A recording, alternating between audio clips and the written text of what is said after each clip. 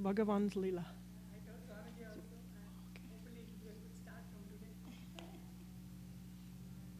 So they have the thing on now, so I'm going to do things on. So we'll start with some invocations, and I always include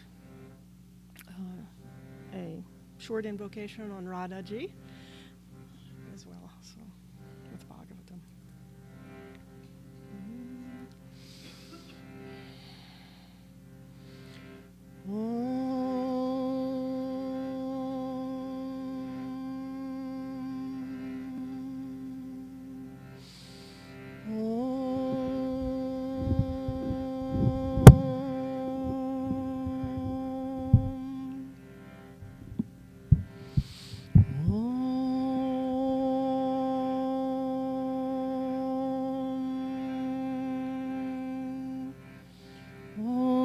Sahana vavatu, sahano bhunaktu, sahaviryam karavavahai, tejasvinavadhitamastu ma vidvishavahai.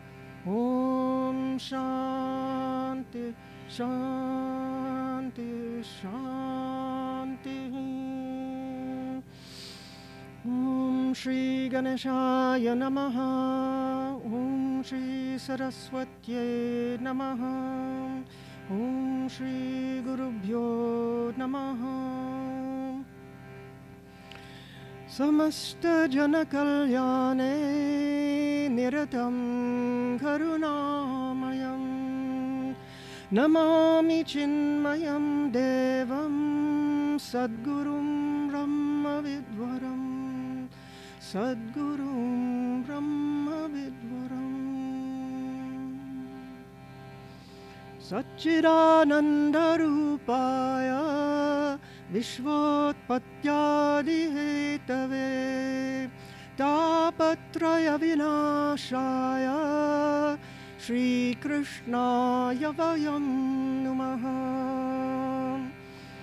Tapta Kanchana Gaurangi Radha Vrindavaneshwari Vrishabhanu Sute Devi Pranamami Hari Priye Pranamami Hari Priye.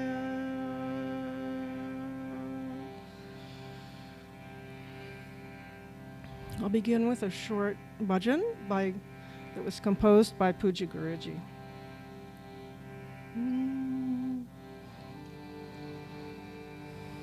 Krishna Krishna Vasudeva. Please everyone sing along. Krishna Krishna Vasudeva, Krishna Krishna Vasudeva, Krishna Krishna Vasudeva, Krishna Krishna Vasudeva, Narayana Deva Deva, Narayana Deva Deva, Krishna Krishna Vasudeva, Krishna Krishna Vasudeva. Govardhana Dari Krishna, Govardhana Dari Krishna, Vrindavana Chari Krishna, Vrindavana Chari Krishna, Vamsidhara Bala Krishna, Vamsidhara Bala Krishna, Radhavara Krishna Chandra, Radhavara Krishna Chandra, Krishna Krishna Vasudeva, Krishna Krishna Vasudeva.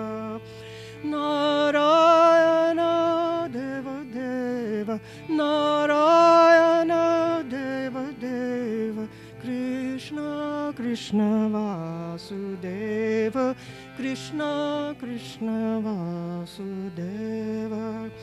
Govardhana Dari Krishna, Govardhanadhari Krishna Vrindavanachari Krishna Vrindavanachari Krishna Vamsidhara Balakrishna Vamsidhara Balakrishna Radhavara Krishna Chandra Radhavara Krishna Chandra Krishna Krishna Vasudeva Krishna Krishna Vasudeva.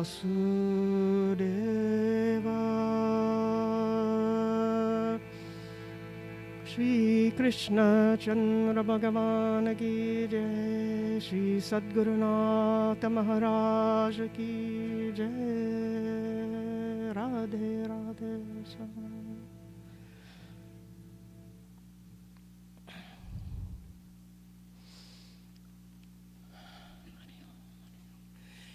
So, today, I'm very lucky, and we're all very fortunate to be able to begin our study of Srimad Bhagavatam on Krishna Janmashtami itself. And so I thank Arunaji for arranging all this to happen. I thank my gratitude to Puja Swami Shantanandaji for allowing us to do this and to have regular classes on Wednesdays. And my prayers, pranams to Puja Guruji and Puja Gurudev for their grace and blessings, for them to bless our study, and our gratitude to them for allowing all this to be and to be at their feet, to have learned from them. And I was sharing with Arunaji just before that I was very fortunate to that during our course in Mumbai, during the, in Sandipani, in 1988, Puja Guruji did his first Bhagavat Saptaha. Gurudev asked him to do that, and so we got to be there for that, which was amazing. And so that was, and then he also did his first Saptaha here in California. I don't remember what year that was, but got to attend that as well. So, and he taught us Srimad Bhagavatam himself as well during the course, separately from the Saptaha, so in great depth. So that is why he's also here. Okay. Yes, on the last day, now those who are familiar a little bit with Bhagavatam, on the very last day of the Saptaha, 7 days, so you may know that Shukadev, the son of Vedavyasa, was narrating the whole Bhagavatam to Raja Parikshit, his last 7 days. And his name, Shuka, means parrot. And on the last day of the Saptaha, and it was on a big platform on top of a building, and there was a tarp over it with some openings. And on the very last day, a parrot flew into the, we can call it the hall, outside hall, which was extremely auspicious. So it was amazing, indescribable, really. So I feel very fortunate. We all are fortunate. Now, I wanted to mention that, well, we all know today is Krishna Janmashtami itself, so it seemed the best thing to skip ahead to Bhagavan's Janma today. We'll see his Leela, which is in the 10th canto, or skanda. So we're skipping, today we are, but next week we will start with the first skanda, so from the very beginning. Because actually, the previous skandas or cantos are a preparation for us to be ready for this supreme Leela of Bhagavan Krishna. So may he prepare us all. So today, though, I'll give a brief introduction to the Bhagavat, just so we know, some of the specialties of this scripture. And next week, again, I'll give more in depth. All right. So Srimad Bhagavat Mahapurana, this was composed by Veda Vyasaji. It was his last composition after he compiled the Vedas, the Brahma Sutras, and had also written the other Puranas, many of the other Puranas, and the Mahabharata as well. And it was Narada Rishi, who, I'll give that full story next time, who came to him, and when he was feeling not quite fulfilled, there was something, how you feel something's missing, right? And it was Narada Rishi who came to him to tell him, now you must write fully the glories of the Lord. In all these other texts, the pure knowledge, jnanam, Mahabharata, dharma, all these, but now you must fully just glorify the Lord. And why? Because one reason is that he says devotion in this age is the one means, and we'll see what one means, it doesn't mean everything except, is the means by which we can rise above the forces, the power of this Kali Yuga, the extrovertedness. And that, and in fact, the Bhagavat, it is 18,000 verses, and every verse, even though we think of it as all stories, actually every verse contains the essence of the Upanishads. So it's really only, you don't need a text in this class, but it's very wonderful to be able to read little by little at home, because then you find out, oh my gosh, there's pure Vedanta here as well. So it's just, and every story is a picture, a demonstration of that knowledge in description, so that our senses, our eyes, our ears, everything is what would you say, absorbed in imagining that scene, those scenes of the Leelas of the Lord. And Leela means, actually, in Sanskrit, it means that which brings out what is unmanifest. So not only is it bringing out to show us the essence, the true nature of the divine, of the Lord, but also of ourselves. Because when we see that demonstrated, it awakens that truth in us. So the culmination of knowledge is obviously not to negate knowledge, because it is knowledge itself. In fact, when Bhagavan was leaving this earth, he told Uddhava that I am leaving myself in this Bhagavat.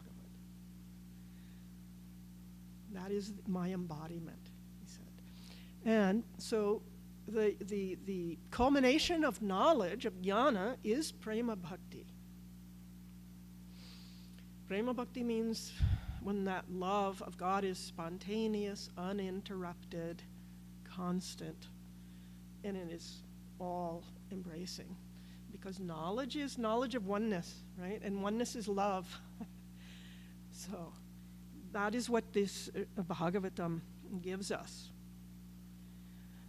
And in fact, it is said that spontaneously, just by merely listening to Bhagavatam, because our mind and our senses get completely absorbed, what naturally happens is this vairagya and love and knowledge all at the same time.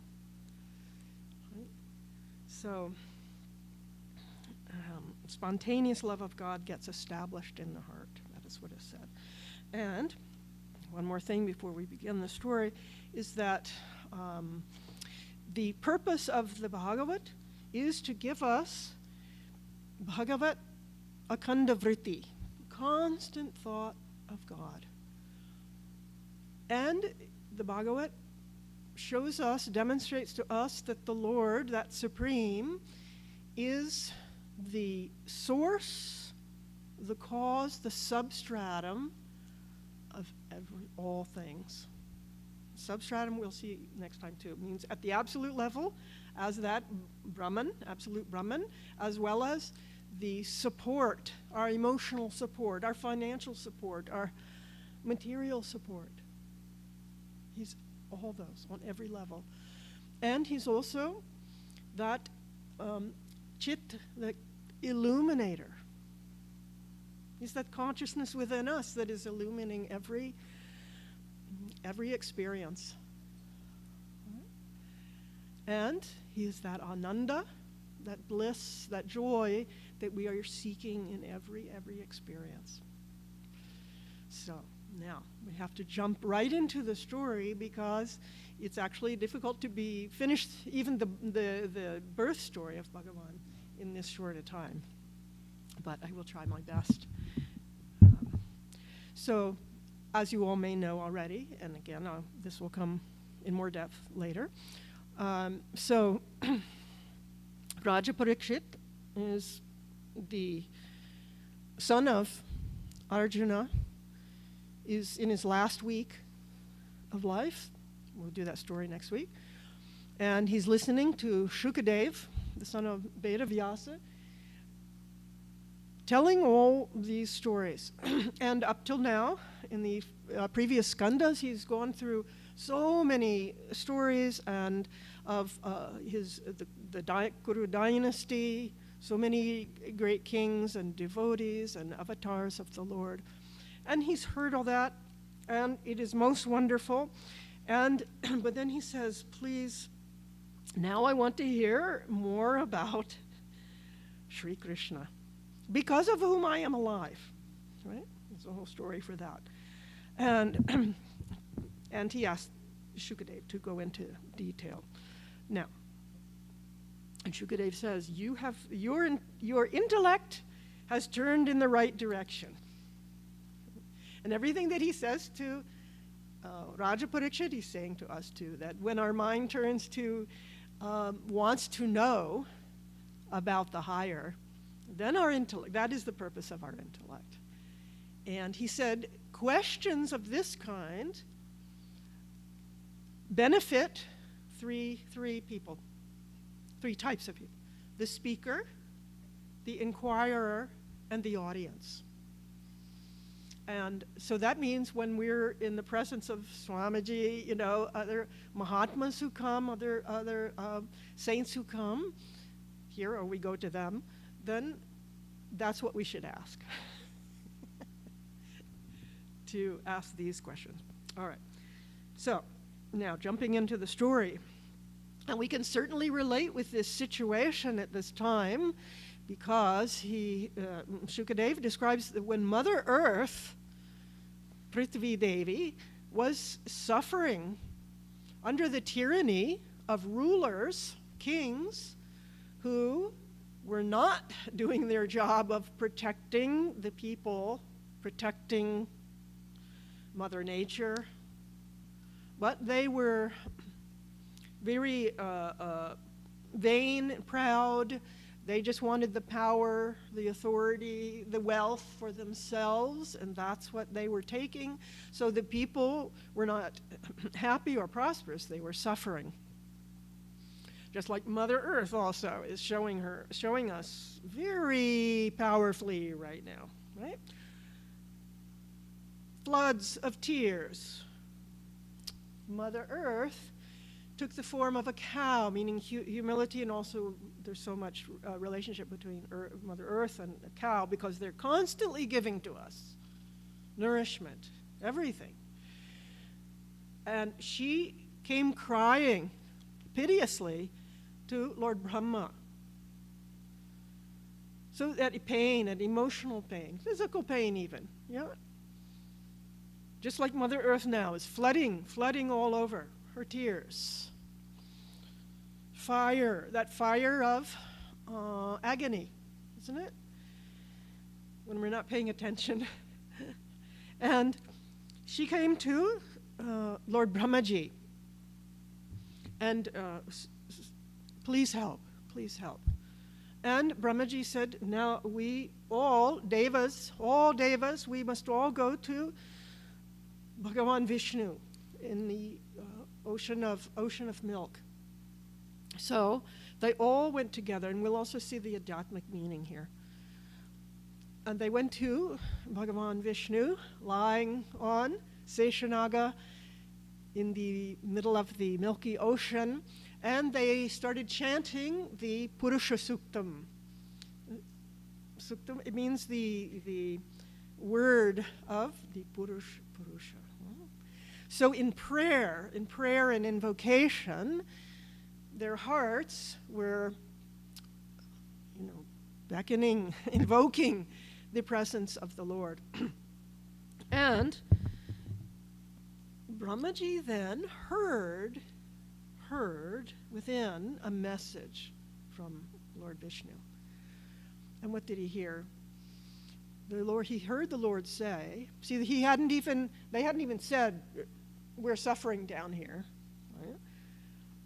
But the Lord is in our hearts, and he knows everything before we speak even. Right? And he hears the Lord say, I already know Mother Earth's suffering and pain, and I have determined to be born on earth to alleviate her suffering and the suffering of all people. And he said to the devas, you go and be born on earth before me. Be born in the village of Gokul. Become cowherds and gopis there. And before me will come Adisesha, will take birth as my elder brother. And we will come to save, redeem the world, and eliminate those negative forces that are bringing the suffering. Now, and so then Brahmaji tells the devas and Mother Earth, and they all go back to where they came from. And the devas take birth on earth. Now here is actually a allegory as well. It also happens literally, but because here you see this, the go Mother Earth. Go also means senses. And so when we suffer outside in the world due to our, everything, and when we realize that nothing outside is going to alleviate that inner pain, longing, confusion, etc., what happens? We have to turn the senses within to where? To mind. Brahmaji, the senses are turned inwards to the mind intellect. Brahmaji is the presiding deity of Antakarana, mind and intellect. But can mind answer everything? No. Mind tries its best to solve everything, but it's temporary at best, no? So mind and senses must go deeper within to the Lord in the heart, milky ocean. Gurudev often spoke about that. That milky ocean is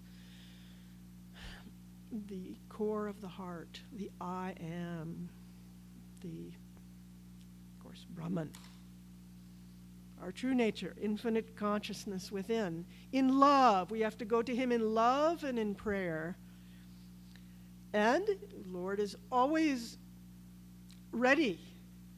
It's only he's waiting for us to come to him, to invoke his presence, to answer our prayers, to bring about the best situation for all.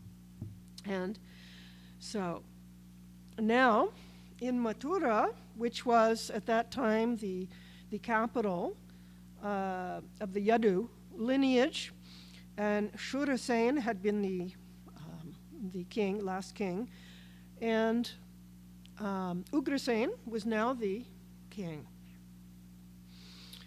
Now, a relative of his, Vasudev, had just married Devaki. Two of them, both very noble people.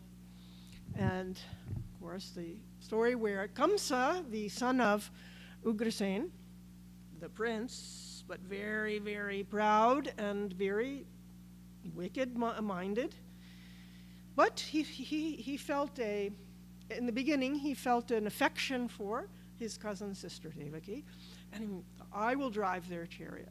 So, he thought he was being very generous. Because he thought, everybody will think well of me if I drive the chariot.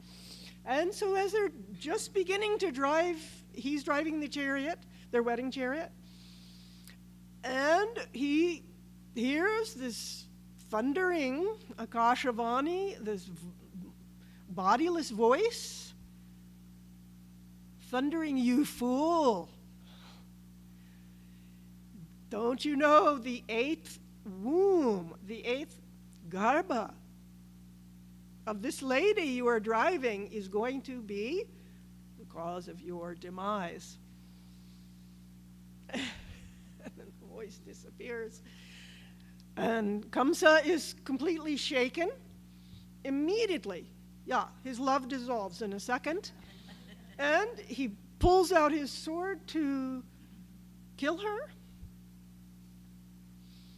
Guruji said right here, see, never depend on the affection of a wicked person, because it turn on a dime. And he said, see, crisis shows character. When there's crisis, whatever is, the strongest point of our, not strongest, however our character really is at that point, that will express itself. Right? So, then Vasudev immediately tries to stop him, and first he says, "Oh, you compassionate one, how can you do this?" He's, because he knows, he's very intelligent. He says, you never, what is the word, negate someone who is a violent or wicked person. You don't say no. You appease them. Right? So he said, how can you don't want to do this. Your reputation will be ruined. You are a great person. You're famous. No, but he was saying that to save Devaki, right? And actually there's deep Vedanta here.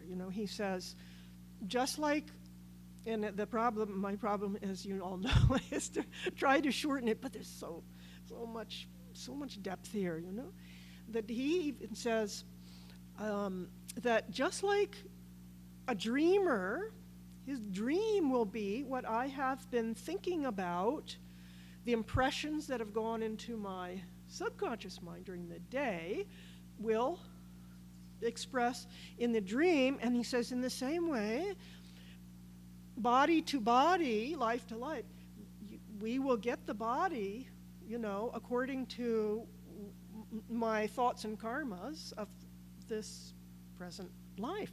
He says, you don't want to do that. Therefore, he says, we don't want to harm anybody, right? But Kamsa doesn't listen to it at all, and he's again about to. And Vasudeva again, here, Vasudeva then thinks, very quickly, of course, that, and here it said that preventing harm to someone is dharma. And so Vasudeva says, and thinks first, that later on, he may not live long enough. We may not have children, who knows, right? And he may change, or he may not be king later. So he says, we will give you each child as they are born to you. Guruji also said here that, you see, a real Mahatma, they're ready to undergo any kind of suffering. on a personal level. See, like Lord Rama, right? Now, he wasn't saying, he was saying that because he knew things can change, could change, right? But that was the solution at that moment. And Kamsa, we can see here his trust in Vasudeva. That shows the greatness of Vasudeva, that Kamsa trusted Vasudev's word. And he stopped.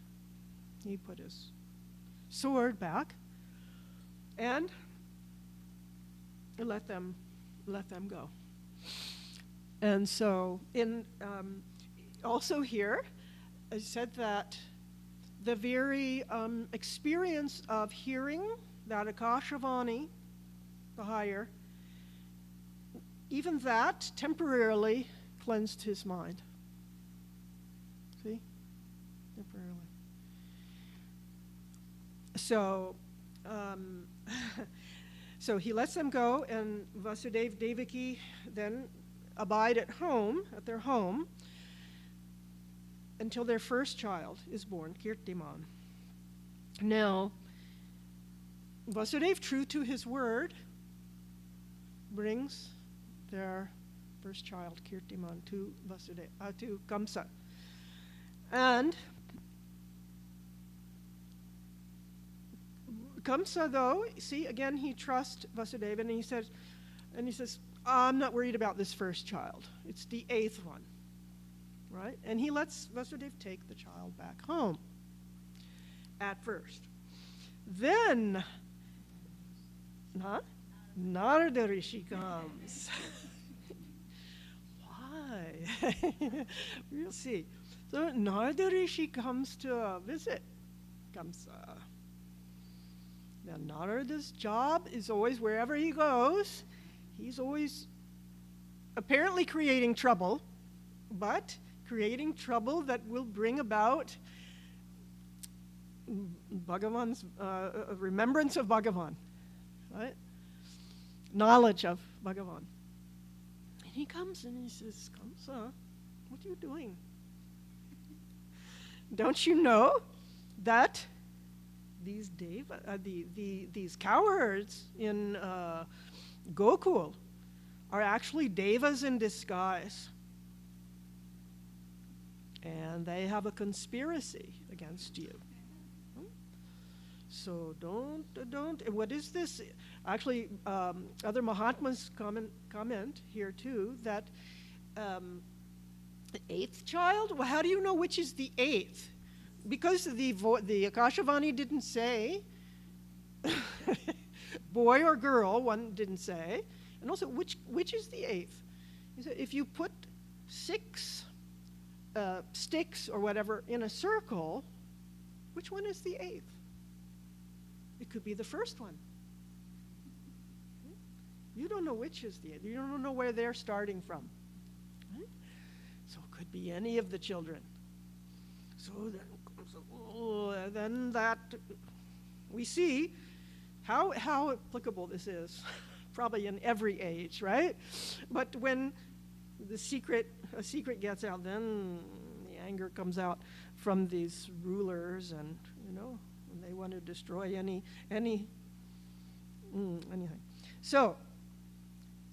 So he had Devaki and Vasudeva imprisoned in a cell, and he began to kill each child as they were born, as well as suppressing the Yadus. And some escaped from Mathura. Others, because of situations, they had to remain there. But Kamsa had all these ministers who also had powers. We'll see them later. And so Kamsa had killed now 6 of the children. Now there's all stories about who they were, why they had come just to be born, briefly. Right? There's another story later about them. And then the 7th, Devaki became pregnant with her 7th child, who was none other than Adi Sesha Bhagavan, Seshanag. And Seshanag is also the power of the Lord. And all those snake, heads, thousands of snake heads, representing the power, total prakriti, that is going to come to serve the Lord's purpose. That's one meaning here. And also that it said that he was purifying Devaki's wounds.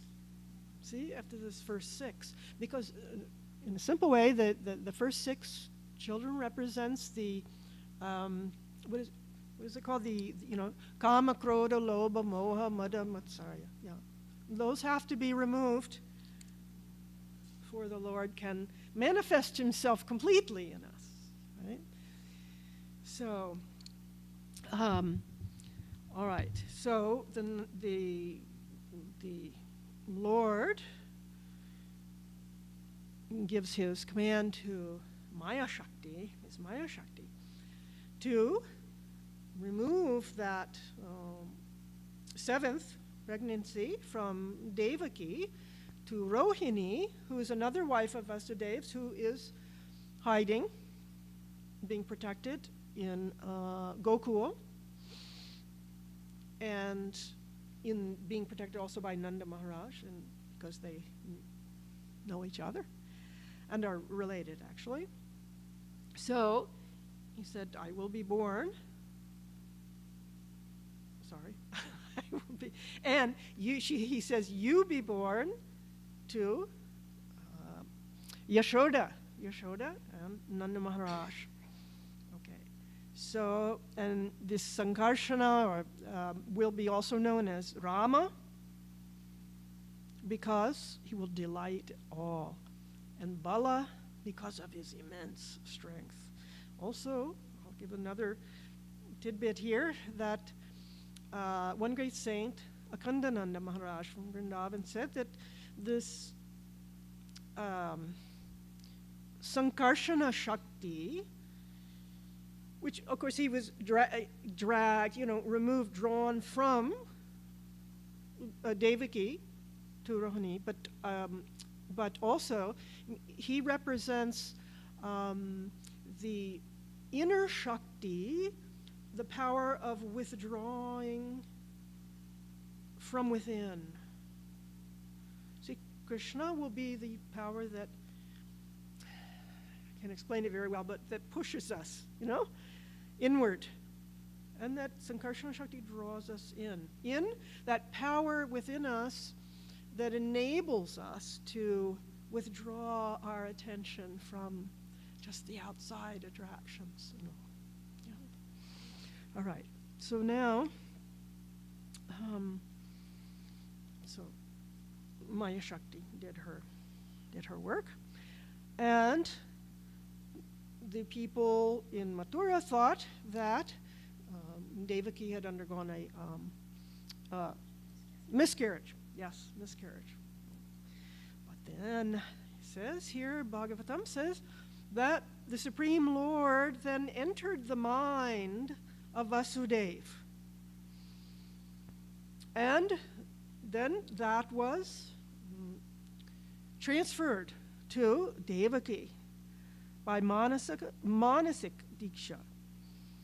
And just as the eastern horizon receives the moon, Devaki Devi thus became the residence of him in whom the whole world resides.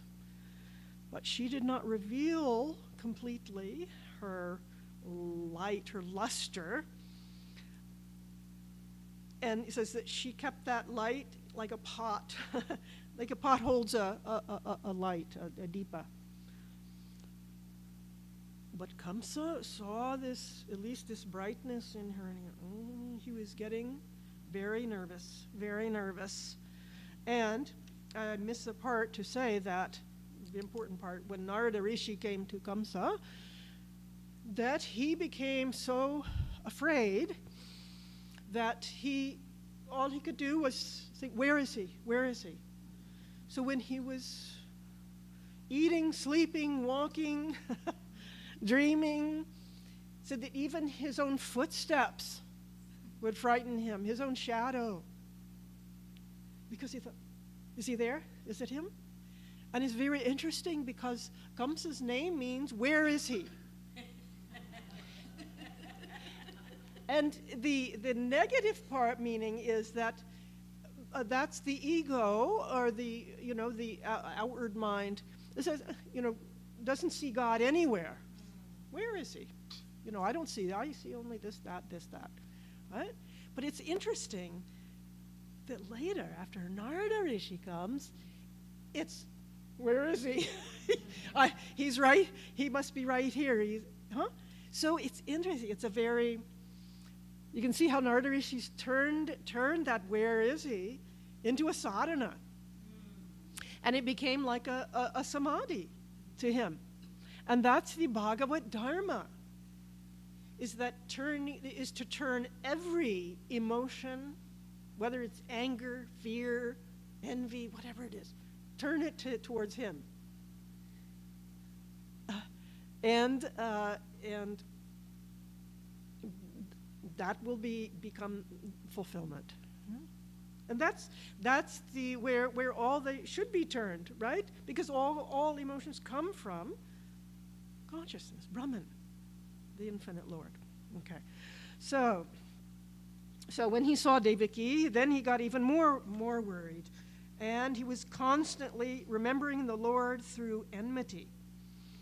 Now the time was coming, and then Brahmaji comes, not that he would have come visibly, maybe he did, but those devas also come invisibly. Well, of course they're all present, but certain times we can feel their presence in a special way. And Brahmaji comes into that cell where Vasudeva and Devaki are imprisoned, and he begins a beautiful hymn to the Lord. And I'll do just one line here.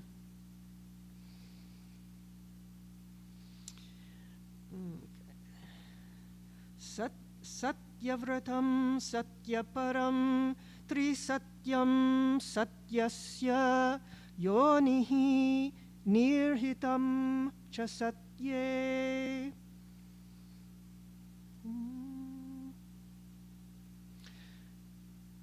My imperfection, but satyasya satya mrita matya netra, satyatmakam tvam sharanam prapanna. Sorry, I also can't see this small very well. But so he says, Satyavratam, truth-willed, or your word is truth. Satyaparam, you are the means to reach the truth. Trisatyam, you are the truth of the 3 time periods. You are the ever-present. Satyasya yonim, you are the truth of all the elements of creation as we see it. All comes from you. You are the all-pervading. You are hidden in truth also. You are abiding, established in truth, or truthfulness, goodness.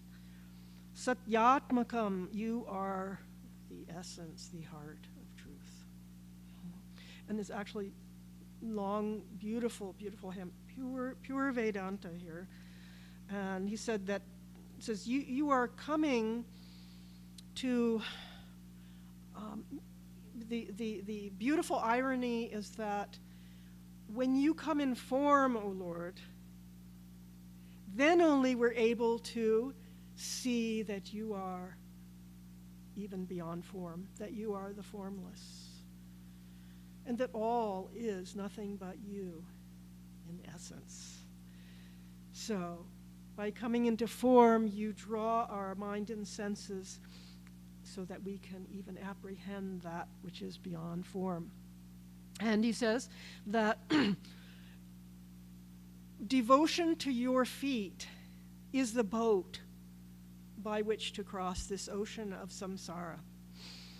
And that the great saints leave behind the boat of your feet, meaning their way of different modes of devotion, of knowledge, and by holding on to your feet, that is how we cross that ocean of samsara. And he says, for a devotee, even obstacles in life become a bridge. Right? Those obstacles actually make us go within and strengthen our inner resolve to reach him. And he said, merely scholarly knowledge of the scriptures is not enough, because that even can lead away. But that one whose mind is at your feet in love and devotion and surrender, that one crosses very easily, he says. So, beautiful hymn. If you read it home, or when we ever come back to this canto, we can go into more detail. And so, now, he also praises Devaki Devi and says how blessed you are, how fortunate you are, that the one whom nothing can contain, you are as if containing him. And so now the time came, the auspicious time. This is in the 3rd chapter of this skanda. Now came the auspicious and favorable time when the star Rohini was in the ascendant, and all the other stars and planets were in their most favorable position. And peaceful silence. Here is the description of nature preparing for the avatar, the appearance of the Lord.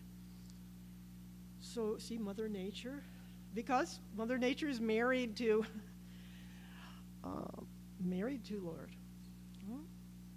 And we'll see also another meaning here. So peaceful silence was everywhere. And the rivers were flowing clear, with clear, beautiful water. And in the ponds, the lotus blossoms were blooming even in the middle of the night. And there were the chirping of birds, a fluttering of bees and birds in the trees, and all the trees were even giving forth their flowers even at night, even those that weren't normally blooming in that season. And the breeze was blowing dust-free and with fragrant winds. And the fires of the rishis, the yogis, were spontaneously bursting into flame. And all good people felt an unusual joy and peace in their hearts. And there was a gentle rumbling of thunder in the skies. And all the different heavenly beings, were singing with joy. They were hymning to the Lord.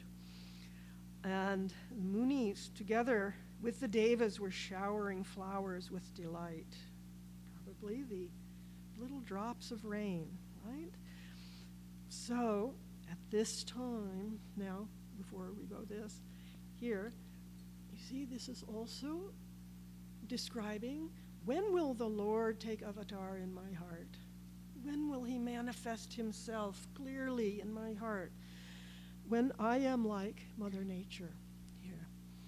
When there is that silence, calmness, peacefulness within, the stars shining brightly in the sky, meaning when my thoughts are uplifted into inspiration, cheerfulness, joy.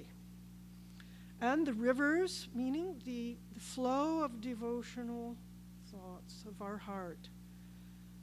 When that is flowing constantly, and the delight in the heart represented here by the birds and the bees singing. The flowers, the fragrance of the flowers means the fragrance of those noble qualities within us. You know?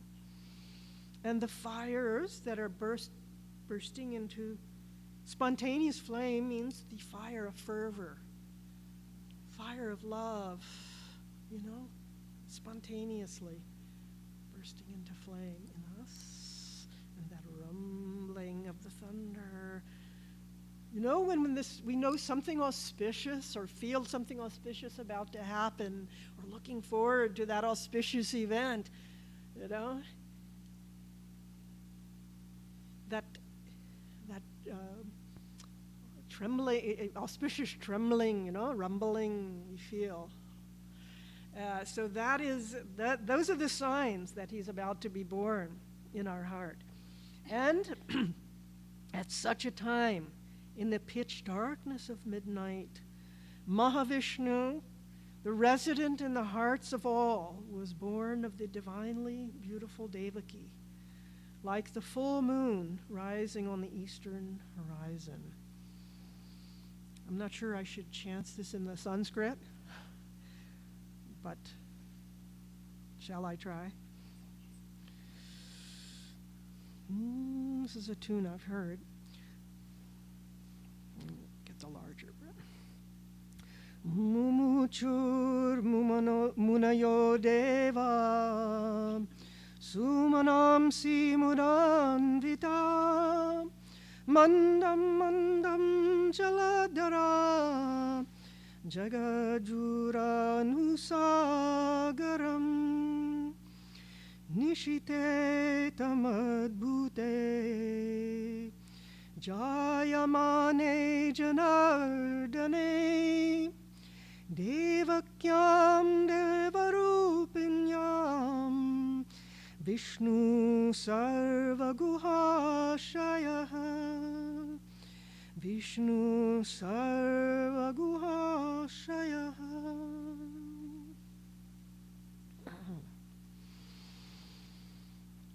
And they saw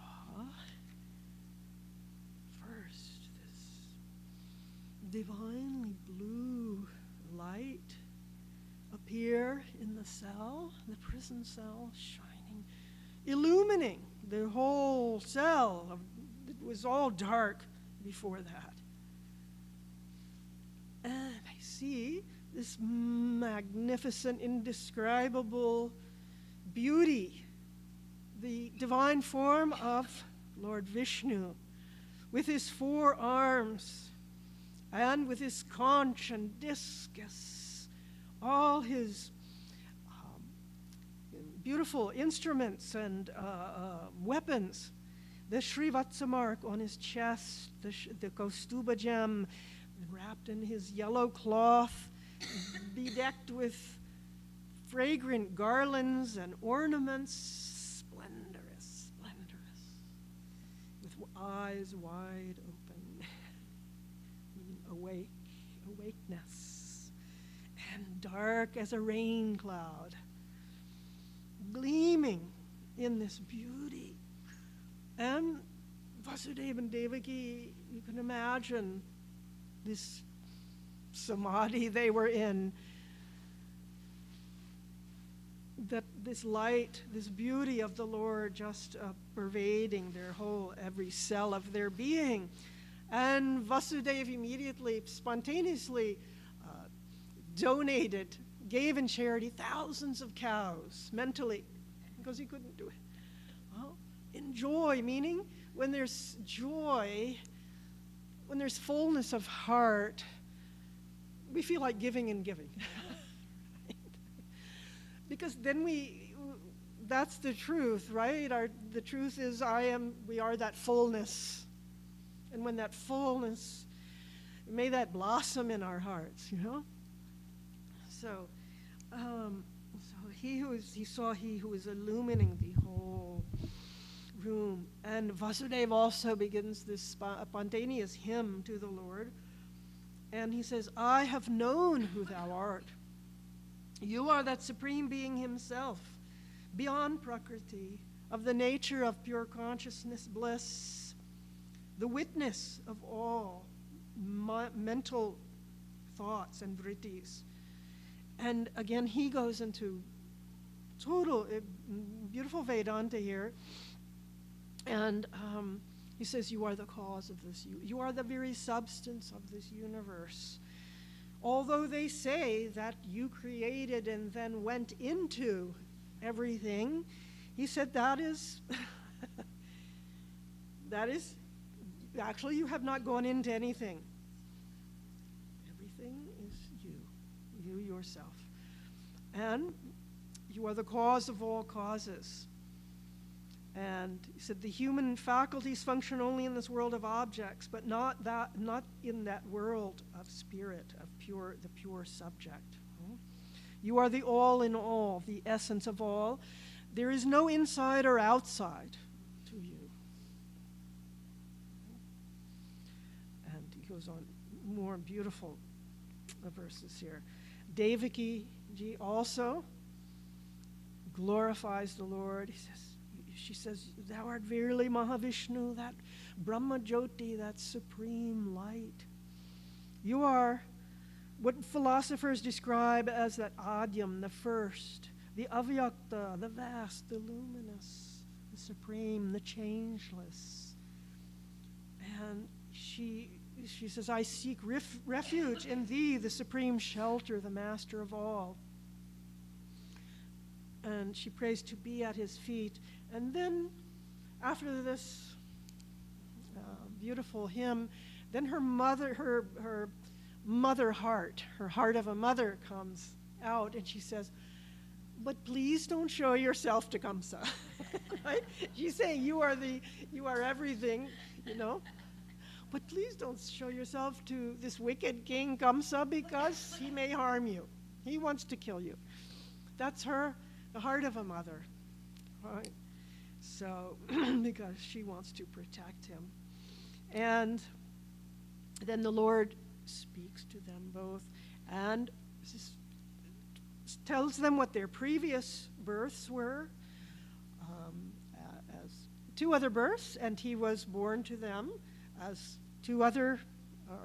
other incarnations, as Prishnigarbha, then Vamana, let's see, did I get that? Or two. And then as Vamanadev. Right?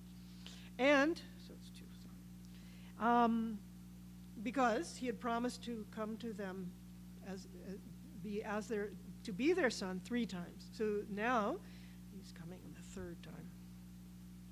And that's another whole story. Now he says, importantly he says, that I have come in this form to you so that meditating upon me as your son, you will develop attachment and devotion to me. And you will know that I am that Brahman as well. It is to help you recognize my identity that I have revealed to you now this divine form of mind.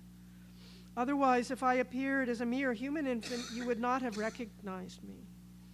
Thinking of me again and again as both Brahman and as your son, you will rise to higher and higher stages of divine love and attain to my state. So here again, that devotion and knowledge must go together. And so saying, the Lord withdrew his Mahavishnu form, and there before them was this divinely beautiful infant, Bhagavan Sri Krishna, and Vasudev felt in him immediately, because the Lord had not said this, but he feels then, as the Lord is born, as the infant, their infant, that he is to take him out of the prison cell. Now, how is he supposed to do that? When they're locked, shackled, in chains, the prison doors, there's prison guards. Here is a wonderful thing for us to take into our heart and life, because these are all happening, can happen in our life. Because he feels this urge within him, this calling, he can say. And he immediately picks up Bhagavan and puts him in a basket in his arms. The moment he picks up Sri Krishna into his arms, the chains fall off. Our bondage. When we pick up the Lord truly in our heart, no matter what the situation looks like on the outside, right? Bondage falls off. And Maya, we'll see. Even Maya comes to our rescue, comes to help us. And so the doors open, chains fall off, the guards are in a deep swoon by the Lord's Maya, and it begins to rain and thunder even more outside, kind of hiding Vasudev's movements. And so as he goes down to the river, Yamunaji, and Yamunaji is in flood at this time, and there's even, these whirlpools. But without, when we have a calling, right, a higher intuition speaking to us, do that. Right? He says, no matter what the situation looks like, take him. And as Gurudev said, when we keep Bhagavan on our head, the waters may come up to our neck, waters of life, turbulence, but it won't come over your head. Right? So as Vasudev steps into the water, Yamunaji parts. One Mahatma says, just like, because see, Yamunaji also marries Krishna later, right? So just like a Hindu wife parts her hair when she's married, right? Part of the thing. That's one interpretation. But also, Gurudev used to say that because Bhagavan, when he's in that basket on Vasudevji's head, he puts his foot outside. And when his foot touches the waters, there's a very interesting biblical quote that I'll just bring here that says, let every good man pray to you in his hour of need. Flood waters may reach high, but him they shall not reach. Same thing. Well, same thing. So the Lord's power, and Sheshanag actually was invisibly following them all the way from the prison house. Why? Because he's protection. It means that divine protection will be with us when we are doing our best to fulfill the Lord's will, to fulfill that higher will. So his protection was there. And so, invisibly, but when we take those steps, then we recognize, oh, that was him protecting me, right? And he crosses the river Yamuna. He goes to Gokul, where Maya Devi has just been born as Yashodaji's and Nanda's daughter, baby daughter. And everybody is deep, deep sleep. See, that's again Maya helping the devotee. Whereas that same Maya can be creates problems for those that are not, right? So he goes in with pain in his heart. He exchanges the infants. He lays Bhagavan Sri Krishna there on the bed with Yashodaji, who's in a deep sleep also, and she doesn't know whether she's given birth to a boy or a girl.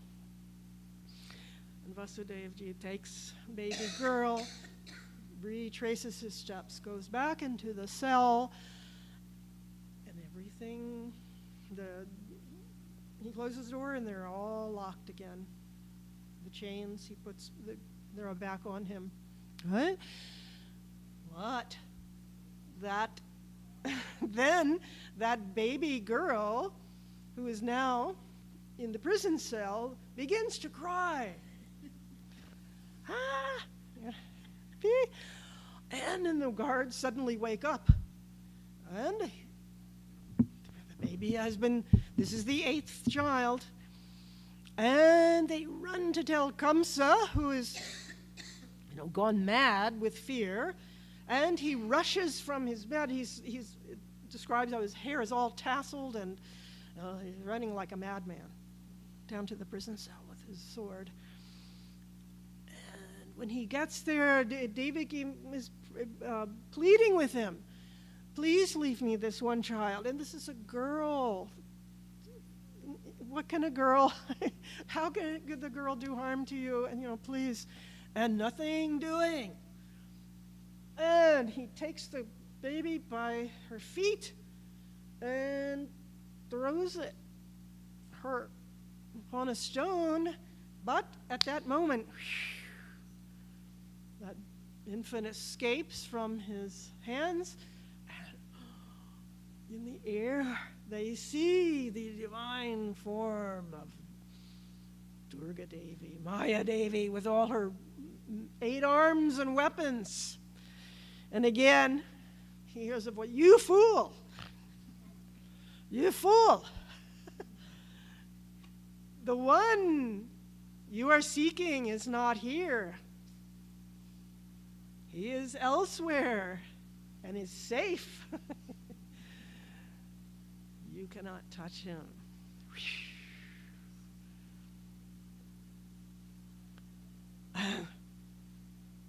The wonder here, the Vedanta here is Maya cannot be grasped. And she says, seek further. Keep seeking, keep inquiring. That whom you seek. It's very interesting, no? Biblical. Same thing as that. I just have to mention when Jesus says, no more, he's not. Anyway, after he's buried, right, put in the tomb, the first 2 women who go to the tomb, I'm just now realizing it, the same thing is said. They see 2 angels sitting there, and they said, the one you seek is not here. He has gone before you into Galilee. So, the one you seek, right? It's not the body there. So here, Devi. And when Kamsa has this divine vision of Divine Mother, again, his mind is purified temporarily because he's, I won't harm her. And his immediate reaction was to release Devaki and Vasudeva from the prison. So, and he talks very sweetly and says, don't grieve for your children whom I have destroyed.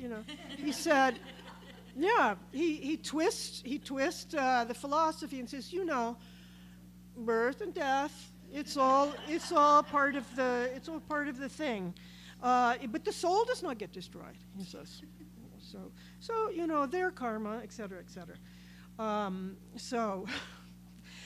That's the way he speaks to them. So that's how philosophy can also be twisted in a wicked person's mind or a materialistic mind, right? For anything. So, but for the time being.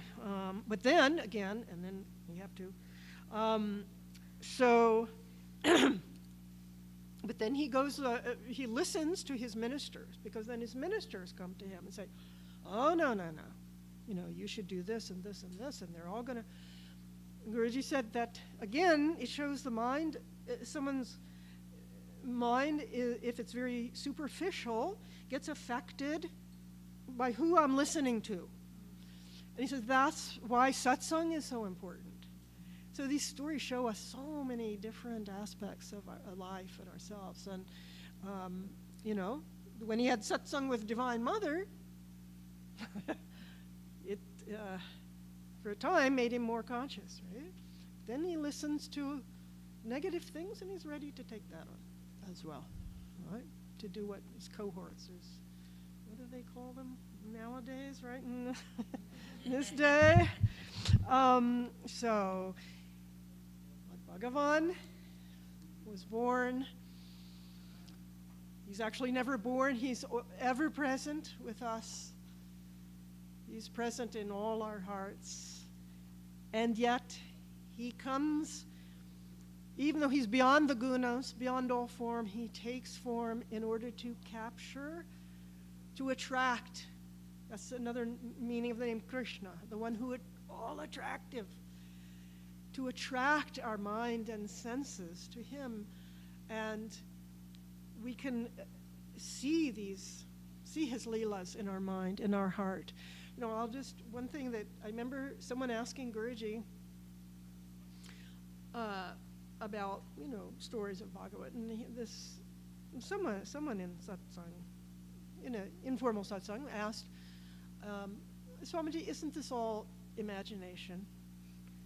And Guruji said, the whole world is imagination. But this is how the Lord uses our imagination. Our imagination is from him, no? If it's there, he's the cause. He's the creator of that. Everything is him in another form. This is how he uses our imagination. It's how to purify our imagination, to go even beyond the mind. So the Lord is safe and sound in Gokul. And the next morning, when all awaken, there is great, great joy and festivity, dancing, singing. And I have to do one chant, okay?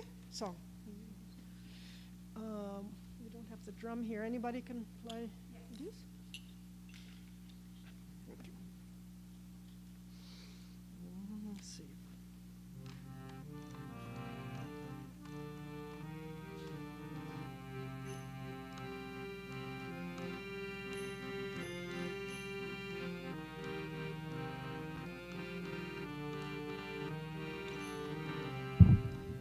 Narayana, Narayana, Jai Jai Govinda Hare.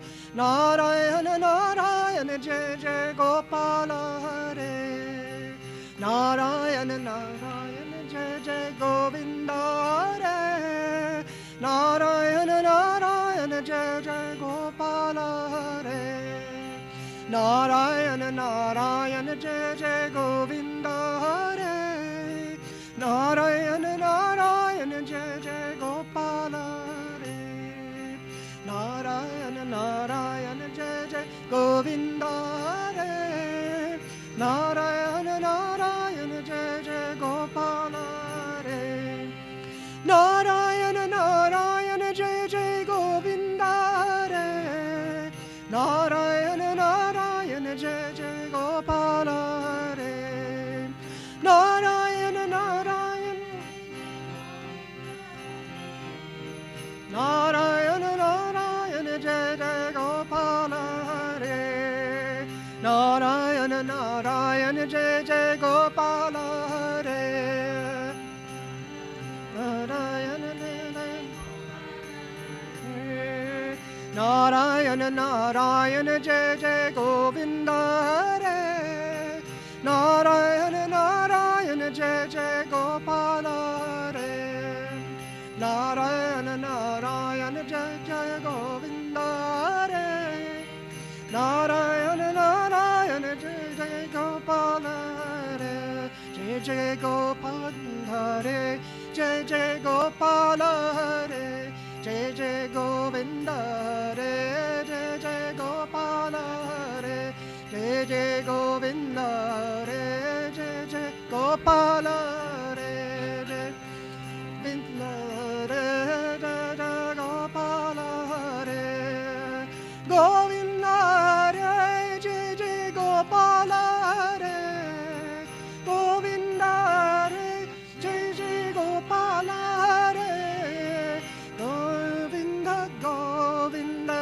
Gopala, Govinda, Govinda, Gopala. Narayana, Narayana, Jai Jai Gopala Hare. Narayana, Narayana, Jai Jai. Narayana, Narayana, Jai Jai Govinda Hare.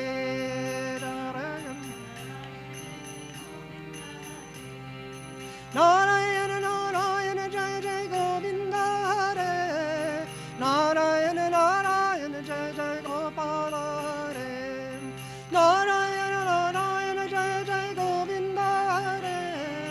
Narayana, Narayana, Jai Jai Gopala Hare. Narayana, Narayana, Jai Jai Govinda Hare. Narayana, Narayana, Jai Govinda Hare. Narayana, Narayana, Jai Jai Govinda Hare. Narayana, Narayana, Govinda Hare.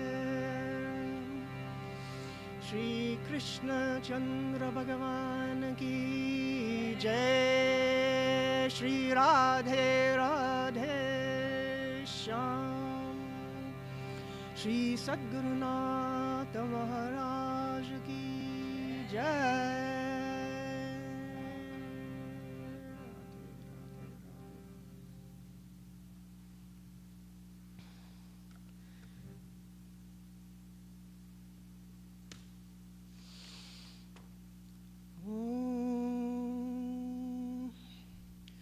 Purnamada Purnamidam Purnat Purnamudachyate Purnasya Purnamadaya Purnamevavashishyate.